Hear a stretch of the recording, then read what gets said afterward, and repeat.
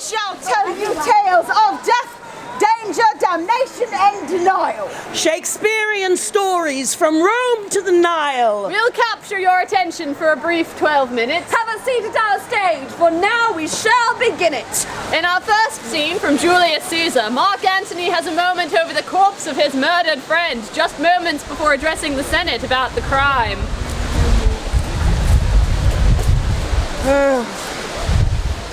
Pardon me, thou bleeding piece of earth, that I am meek and gentle with these butchers.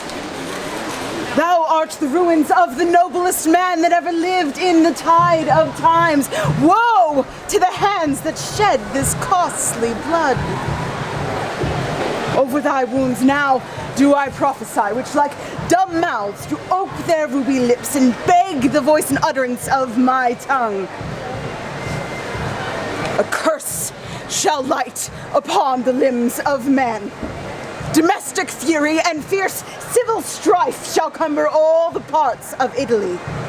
Blood and destruction shall be so in use, and dreadful objects so familiar, that mothers shall but smile when they behold their infants quartered with the hands of war. All pity choked in custom of foul deeds. And Caesar's spirit, raging with revenge, Ate by his side, come hot from hell, shall in these confines with a monarch's voice cry havoc, and let loose the dogs of war, that these foul deeds shall smell above the earth, with carrion men groaning for burial.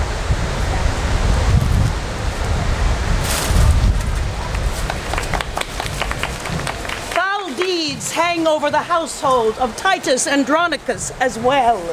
Here the two sisters discuss a small matter of murder. What dost thou strike at, Marcus, with thy knife? At that I have killed, my lady, a fly. Out on thee, murderer! Thou kill'st my heart. My eyes are cloyed with view of tyranny. A deed of death done on the innocent becomes not Titus' sister. Get thee gone. I see thou art not for my company. Alas, madam, it was but a fly. But how? If that fly had a father and a mother, how should he hang his slender gilded wings and buzz lamented doings in the air? Poor harmless fly, that with thy pretty buzzing melody came here to make us merry, and thou hast killed him! Pardon, madam, it was a black, ill-favored fly, like to the Empress Moore. Therefore I killed it. Oh. Then pardon me for reprehending thee, for thou hast done a charitable deed. Give me thy knife.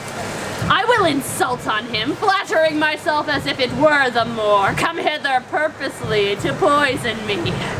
There's for thyself, and that's for Tamara!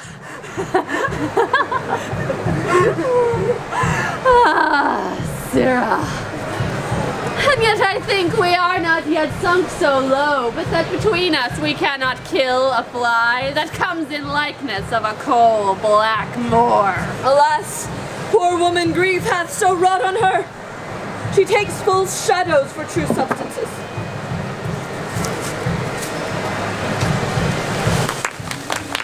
Coriolanus is Rome's greatest general, but he has been betrayed. Now he leads an army against his city. His mother has come to beg him, stop the war.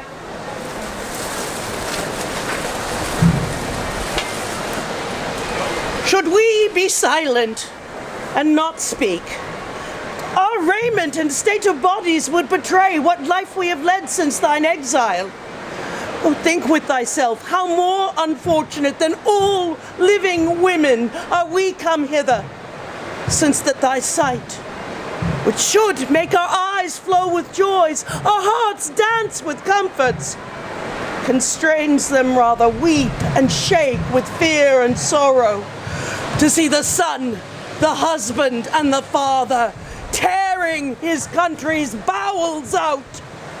Thou past us our prayers to the gods, which is a comfort that all but we enjoy. For how can we? Alas, how can we for our country pray, whereto we are bound, together with thy victory, whereto we are bound? Alas, for either thou must, as a foreign recreant, be led in manacles through our streets, or else triumphantly tread on thy country's ruin, and bear the palm for having bravely shed thy wife and children's blood. Thou knowest, great son, the end of war is uncertain, but this certain, that if thou conquerest Rome, the benefit which thou shalt thereby reap is such a name, whose repetition will be dogged with curses, whose chronicle thus read: the man was noble, but with his last attempt, he wiped it out, and his name remains to the ensuing age abhorred. We come to our fourth and final scene, wherein Queen Cleopatra does wait for news from her lover Mark Antony. However, the messenger may bring news she does not want to hear. Oh, Antony. That I laughed him out of patience, and that night I laughed him into patience, and next morn, ere the 9th hour, I drunk him to his bed. Oh, from Italy, pour thou thy fruitful tidings in mine ears that long time have been barren. Madam! Antony is dead. If thou sayest so, villain, thou kill'st thy mistress. But, alive and well, if so thou yieldst him, there's gold for thee. And here my bluest veins to kiss, a hand that kings have lipped and trembled kissing. First, madam, he is well. Why, there's more gold. But, sirrah, mark, we used to say the dead are well. Bring it to that. The gold I give thee will I melt, and pour down thy ill-uttering throat. Good madam, hear me. I go too. I will. But there's no goodness in your face. If Antony be free and healthful, so tart a favor to trumpet such good tidings. If not well, thou shouldst come like a fury crowned with snakes, not like a formal maid. Wilt please you hear me? I have a mind to strike thee ere thou speakst. Yet if thou say Antony lives, 'tis well. Or friends with Caesar, or not captive to him, I'll set thee in a shower of gold and hail rich pearls upon thee. Madam, he is well. Well said. And friends with Caesar. Thou art an honest maid. Caesar and he are greater friends than ever. Make thou a fortune from me. But yet, madam. I do not like but yet. It does allay the good precedent fly upon but yet. But yet is as a jailer to bring forth some monstrous malefactor. I prithee,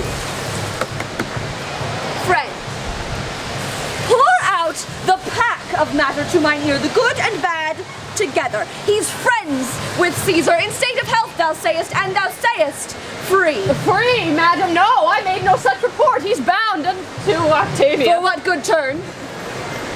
For the best turn in the bed. Madam, he's married to Octavia. The most infectious pestilence upon thee. Oh, madam, patience. What dost thou say? Hence. Gracious, madam, I thought to bring the news, made not the match. Say 'tis not so. A province will I give thee, and make thy fortunes proud. The blow thou hadst shall make my peace for moving me to rage, and I will boot thee with what gift besides thy modesty can beg. Oh, he's married, madam. Rogue, thou hast lived too long! Nay, then I'll run. What mean you, madam? I have made no fault. I will not hurt you. Come hither, madam.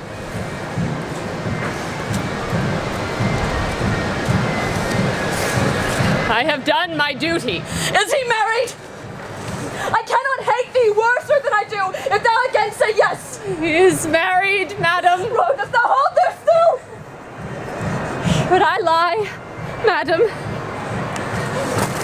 Oh, I would not it. He is married. I crave your highness pardon. He is married. Take no offense that I would not offend you. To punish me for what you make me do seems much unequal. He is married to Octavia.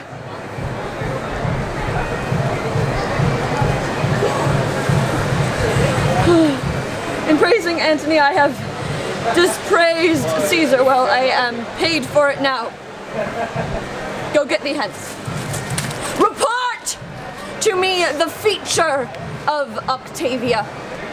Her years, her inclination. Do thou not leave out the color of her hair. Bring me word quickly.